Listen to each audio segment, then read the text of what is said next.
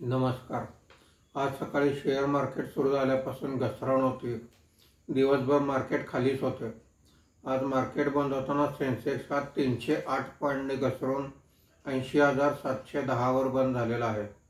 Nifty हा 73 पॉईंटने घसरून 24,650 वर बंद झालेला आहे. आजच्या कामकाजामध्ये BSE auto index 0.38%, BSE power index 0.32%नी वर आहेत. BSE oil and gas index 0.96%ने खाली आहे. BSE mid cap index 0.14%, small cap index 0.27%ने खाली आहेत.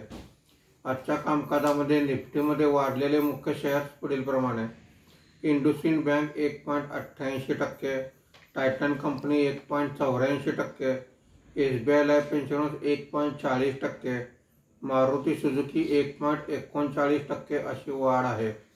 आज निफ्टीमध्ये घसरलेले मुख्य शेअर्स पुढील प्रमाणे: अडाणी पोर्ट 2.22%, अडाणी एंटरप्राइजेस 1.50%, रिलायन्स 1.40%, इन्फोसिस 1.36% असे घसरण आहे.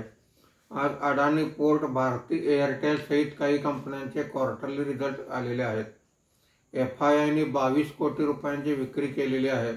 देशीय वित्तीय संस्थांनी 3840 कोटी रुपयांची खरेदी केलेली आहे. मार्केट बंद होताना रुपयाचा दर हा 87.80 रुपये प्रति डॉलर असा होता. धन्यवाद.